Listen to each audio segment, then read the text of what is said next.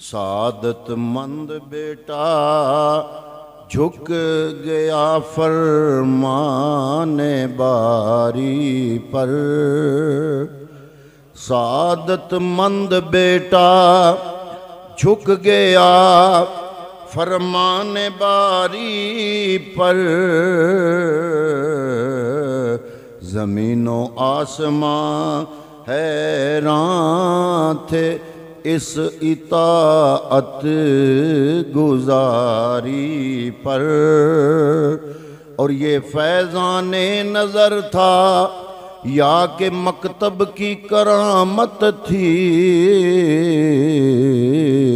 सिखाए किसने इस्माइल को आदाबे फर्जंदी। इंतहाई काबिल कदर काबिल इज़्ज़त हाज़रीन व सामईन, ये जो दिन गुज़र रहे हैं ये तारीख़ इंसानी के अंदर बहुत अहमियत के हामिल हैं। और आज से हज़ारों साल पहले जो वाक़या सरज़द हुआ, अल्लाह रब्बुल इज़्ज़त ने उस वाक़े को अपनी आखिरी किताब जो आखिरी नबी पर नाज़िल की कुरान मजीद के अंदर मुख्तलिफ़ मकामात पर इस वाक़े को बड़ी तफसील के साथ बयान फरमाया। जैसे कि थोड़ी देर पहले मैं एक मजमे में यहाँ पर कुल शरीफ के अंदर ही इसी मस्जिद में अर्ज़ कर रहा था कि असल में ये वाक़या किसी दुम्बे का नहीं है, असल वो गुफ्तगू है जो बाप और बेटे के दरमियान हुई।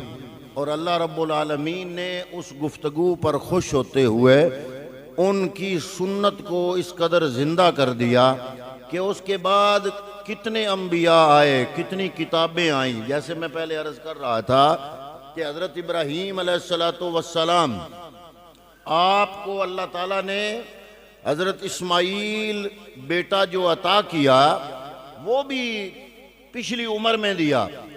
और फिर हज़रत सारा जिनका एक अपना एक ख़ास बैकग्राउंड है। हज़रत इब्राहीम अलैहिस्सलातु वस्सलाम जब नारे नमरूद के अंदर रवायतों में आता है 40 दिन आग में रहे। बंदा बड़ा हैरान होता है, 40 तो कोई एक लम्हे के लिए नहीं गए आग के अंदर कि आग ने असर नहीं किया और फिर बाहर आ गए। रवायात में ये बात मिलती है कि जब नारे नमरूद के अंदर हज़रत इब्राहीम अलैहिस्सलातु वस्सलाम गए और आसमान के फरिश्ते रो पड़े कि या अल्लाह इस पूरी खुदा की खुदाई के अंदर तेरा नाम लेने वाला एक इब्राहीम सिर्फ तेरे नाम लेने की वजह से आज आग में जा रहा है। और तेरे दुश्मन जितने तेरे मुकाबले में बुतों की इबादत करने वाले सारे इकट्ठे होकर तेरे खलील को आग में डालने लगे हैं। अल्लाह रब्बुल आलमीन ने फरमाया मैं आखिर दम तक आजमाता जरूर हूँ, लेकिन जिसको आजमाता हूँ उसको अकेला नहीं छोड़ता। ऐ मलाइका जरा देखना फिर रब्बुल आलमीन की कुदरत को। हजरत मोहतरम फिर हजरत इब्राहीम अलैहिस्सलातु वस्सलाम आपने जो एक मिसाल कायम की, रब्बे कायनात के नाम पे अपनी जिंदगी को कुर्बान कर दिया। अल्लाह रब्बुल आलमीन ने भी फिर साबित कर दिया कि जब कोई बंदा अल्लाह के नाम पे इतने इखलास के साथ चल पड़ता है तो रब्बे कायनात भी कायनात का निजाम बदल देता है। आग का काम जलाना होता है। आज तक जितनी भी आग जलाई गई सब आग ने जलाया, जो भी उसके अंदर गया।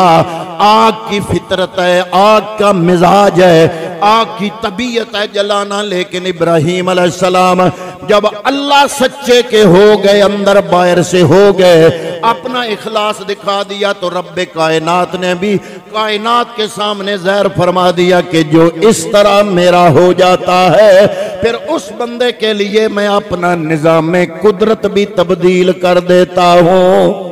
या अल्लाह कैसे फरमाया, आग का काम है जलाना, आग होती है जलाने के लिए, लेकिन जब कोई मेरा हो के आग में जाता है फिर ऐलान हो जाता है या नारो कूनी बरदम व सलामन अला इब्राहीम। फरिश्ता आ गया आग की तरफ। ए आग, खाल के कायनात फरमा रहा है, आज तक तो तेरा मिजाज ये था कि तू जलाती थी, अब तेरे अंदर मेरा प्यारा आ गया, आज तू अपना मिजाज बदल दे, तेरा मिजाज जलाना है, आज जलाना नहीं, मेरे प्यारे खलील को आज आग के अंदर सुकून पहुंचाना है। तमाम मकातबे फिक्र ने लिखा, रवायात के अंदर ये चीज पाई जाती है, हजरत इब्राहीम अलैहिस्सलाम 40 दिन आग के अंदर रहे, कभी उठ बैठते हैं, कभी चल फिरते हैं, टहल रहे हैं। अल्लाह ताला के हुक्म से जब 40 दिनों के बाद वो आग भी बुझ गई, कोई बाल भी का भी ना हो सका, हजरत इब्राहीम अलैहिस्सलाम अल्लाह के हुक्म से वहां से चल पड़े, मुल्के शाम की तरफ गए। जब मुल्के शाम की तरफ आप गए, शाम के अंदर एक शहर था, उस शहर के लोग इकट्ठे थे और सामने एक तख्त लगा हुआ था जिस पर उसका बादशाह बैठा था। सामने एक बहुत खूबसूरत लड़की जरक बरक लिबास में मलबूस है, इर्द गिर्द जो जितने लोग थे वो बड़े जरक बरक लिबास पहनकर इकट्ठे थे। आपने पूछा लोगों से, ये मजमा कैसा है? ये इस शहर का नाम था शहर खजाइनुल वज, ये मुल्क शाम का था। पूछा मजमा कैसा है? लोगों ने बताया कि यहाँ जो बादशाह है उसकी बेटी इंतहाई खूबसूरत भी है और खूब सीरत भी है, अच्छे अखलाक और बेहतरीन किरदार की मालिक है। बादशाह उसको मजबूर करता है कि मैं तुम्हारी शादी करना चाहता हूं, तो वो कहती है जिंदगी मैंने गुजारनी है, मैंने जिसके साथ जिंदगी गुजारनी है उसका इंतखाब मैं खुद करूंगा। उस शहजादी की फरमाइश पर बादशाह ने इर्द गिर्द के जितने मुल्क थे वहां पे पैगाम भेजा। दाएं बाएं मुल्कों के बादशाह और शहजादे तैयारी करके जरक बरक लिबास पहनकर सामने आते हैं। इसके हर बंदे की ख्वाहिश है, वो तलबगार हैं कि ये बादशाह इस लड़की का रिश्ता हमें अता फरमा दे। इसके सामने जाते हैं, लेकिन बादशाह ने मंजूरी उसे देनी है जिसकी तरफ इशारा लड़की ने करना है। हजरत इब्राहीम अलैहिस्सलाम ने यह सुना तो आपने कहा कि फिर ठीक है, मैं भी अकेला हूं, मैं भी अपने बाप का शहजादा हूं, मैं भी जाता हूं। हजरत इब्राहीम अलैहिस्सलाम भी उस मजमे में आ गए। जब उस मजमे में आए तो हो इब्राहीम और हो भी पैगंबर, फिर हो भी रब का खलील, फिर हुस्न मांग के लाने की तो जरूरत नहीं थी, हसीन भी थे और हुस्न को 4 चांद फिर उस वक्त लगे जब रब्बे कायनात ने इब्राहीम के माथे में मौजूद नूरे मुस्तफा उसको मुखातब करके कहा है, नूरे मुहम्मदी जरा जलवा दिखा अपने दादा इब्राहीम की पेशानी पर। जब वो नूर चमका, उस लड़की की निगाह उस पे पड़ी, उसने पीछे मुड़ के अपने वालिद मोहतरम को कहा, अब्बा जी सारे फेल, बस मैंने जो देखना था देख लिया। इस नौजवान की जबीन पर जो नूर है वो मुझे अपनी तरफ खींचे चला जा रहा है, मैं इसको पसंद करती हूँ। बादशाह ने कबूल किया, पहले वादा किया हुआ था, निकाह हो गया। कुछ अरसे बाद आपने वहां से तैयारी करने की जब कोशिश की तो वो कहती है दुल्हन कि मैं भी साथ जाऊंगी। फरमाया अपने बाप से इजाजत मांगो, मैं तो यहां नहीं रुकने वाला, मैं तो फलस्तीन जा रहा हूं। उसने कहा कि अब मुझे इजाजत की जरूरत नहीं, अब मैं तेरी मलकियत हूं, जिधर तू चाहेगा मैं जाऊंगी। उस लड़की का नाम था सारा।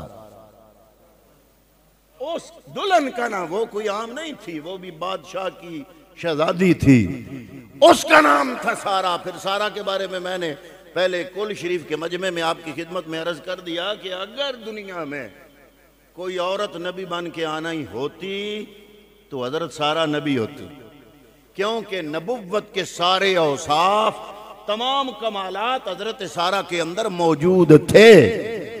और आबिदा और जाहिदा भी बहुत थी, इबादत भी बहुत करती थी, नेक खातून, साहिब किरदार, साहिब सीरत, जमाल सूरत और कमाल सीरत। हजरत इब्राहीम अलैहिस्सलाम के साथ पूरी जिंदगी गुजारी, रब ने औलाद न दी। अल्लाह के भी हर मौके पे इस खानदान को रब ने आजमाया, हर मैदान में आजमाया। पहले इब्राहीम की जान के हवाले से आजमाया, अब औलाद के हवाले से आजमा रहा। फिर ये वहां से इन्होंने सफर किया शुरू। मिस्र मुल्क से गुजर रहे थे। मिस्र का जो बादशाह था उसके बारे में ये मशहूर था कि वो बादशाह नेक खूबसूरत ख्वातीन को जाने नहीं देता, अपनी ज़ौजियत में ले लेता। हज़रत इब्राहीम अलैहिस्सलाम हज़रत सारा के साथ जब वहाँ गए, ये वाक़या सारा कुरान ने बयान किया। उसने पूछा ये तेरे साथ कौन है? फरमाया ये मेरी बहन है। यहाँ पर उलमाए मुफस्सिरीन फरमाते हैं इब्राहीम ने झूठ नहीं बोला, थी तो बीवी, लेकिन बहन दीन के हवाले से कहा। दीनी हवाले से हर इंसान, मर्द और औरत आपस में बहन भाई हैं और मर्द सारे आपस में भाई हैं। आपने दीनी हवाले से कहा क्योंकि इसलिए उस बादशाह के बारे में यह मशहूर था कि नई नवेली दुल्हन जिसकी शादी नई नई हुई हो, उस दुल्हन को वो अपने पास रख लेता था। उसने हजरत सारा को बुलाया और अपने दरबार में तलब किया। इधर हजरत इब्राहीम बाहर थे। रवायात में ये बात आती है कि रब्बे कायनात ने, कैमरे तो सीसीटीवी आ जाए ना, उस जमाने में रब ने अपना सीसीटीवी कैमरा लगाया और मलाइका को हुक्म दिया आगे से पर्दे हटा दो। मेरा खलील, मैं उसको इस इम्तिहान, गैरत वाले इम्तिहान से नहीं गुजरने दूंगा। मेरा खलील अंदर का मंजर खुद अपनी आंखों से देखता रहे ताकि इसको पता चले कि इसकी इज्जत महफूज है। उस बादशाह ने बदनीयती से जब हाथ आगे बढ़ाया तो हाथ खुश्क हो गया। कहता तुम जादूगरनी हो? फरमाया नहीं, मैं जादूगरनी नहीं हूं, वो मेरा रब्बे कायनात देख रहा है। मैं सीरत और किरदार के हवाले से तैयब और साफ और ताहिर हूं और मेरा रब मुझे देख रहा है। उसने कहा फिर मुझे माफी दे दो। माफी मांगी, जब माफी मिली, हाथ ठीक हुआ, फिर दोबारा ये हरकत हुई। उसने कहा अब, हजरत सारा ने कहा अब मैंने नहीं किया, अब वो जो बाहर देख रहा है ये उसकी गैरत है। उसने कहा फिर दुआ करें मैं ठीक हो जाऊं, आइंदा मैं कोई ऐसी हरकत नहीं करूंगा। अल मुख्तसर हजरत इब्राहीम को भी अंदर बुला लिया। फरमाया तुम तो, उसने कहा, बादशाह ने कहा कि तुम्हारी बीवी की पाकबाजी और तुम्हारी पाकबाजी तो मैंने अपनी आंखों से देख ली और मैं तुमसे भी माफी मांगता हूं और मैं आपकी बीवी को अपनी एक कनीज, जो कि मैंने एक मुल्क पे हमला किया, उस मुल्क को फतह किया, उस मुल्क का जो बादशाह था उसकी चहेती बेटी थी, वो बेटी माले गनीमत में मेरे पास आई, वो मैंने रखी। अभी उसकी उम्र बिल्कुल छोटी है, बालग अभी नहीं हुई। मैं वो शहजादी जो माले गनीमत में मेरे पास आई, वो शहजादी तोहफे के तौर पे तेरी बीवी हजरत सारा को हिबा करता हूं, ये इसकी कनीज बनाता हूं। आप उसको लेकर फलस्तीन आ गए। थोड़ा अरसा गुजरा, आहिस्ता आहिस्ता साल गुजरते गए, वो छोटी बच्ची जवान हो गई। हजरत सारा की उम्र हो गई 80 साल, इब्राहीम अलैहिस्सलाम की उम्र हो गई 100 साल। एक दिन हजरत सारा अर्ज करती हैं कि ऐ इब्राहीम, आप अल्लाह के खलील हो, बड़ी अल्लाह रब्बुल आलमीन ने आप पे करम नवाजी फरमाई है, लेकिन औलाद नहीं है, तो मैं आपको इजाजत देती हूँ, ये मेरी कनीज जो मुझे मिस्र के बादशाह ने तोहफे के तौर पे दी थी, मैं आपको हिबा करती हूँ, आप इससे निकाह कर ले। हो सकता है रब्बे कायनात आपको औलाद की नेमत से माला माल फरमाए। उस कनीज का नाम था हाजरा।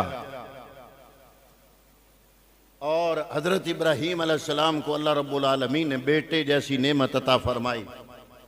बेटा इस्माइल पैदा होता गया तो फिर इम्तिहान आ गया। हजरत सारा ने जब देखा कि ये घर की नौकरानी कनीज, पहले इसकी बॉडी लैंग्वेज और थी, आज ये घर के वारिस की मां बन गई है, आज इसकी बॉडी लैंग्वेज तब्दील हो गई है।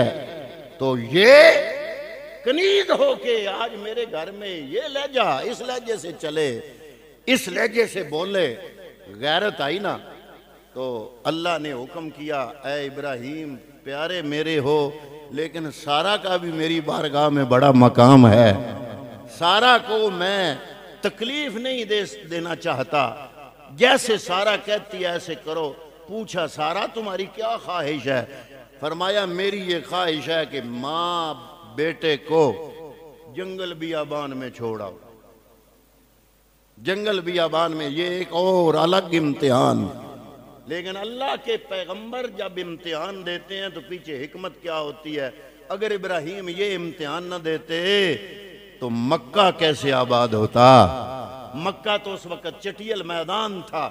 सबसे पहला बंदा जो मक्के की जगह पे आया वो ये चंद महीने का इस्माइल था और इनकी मां थी।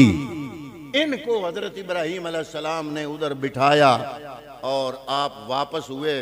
उन्होंने पूछा कि मेरा कोई जोर तो नहीं, लेकिन मैं इतना पूछ सकती हूँ कि ये काम हमें जो इस जंगल बियाबान में जहाँ जहाँ तक निगाह जाती है दूर दूर तक कोई जीरू नजर नहीं आ रहा, तो आप हमें अकेला यहाँ छोड़ के अगर जा रहे हैं तो ये अल्लाह का हुक्म है? पूछा। फरमाया, हाँ अल्लाह का हुक्म है। फरमाया, जाएं फिर।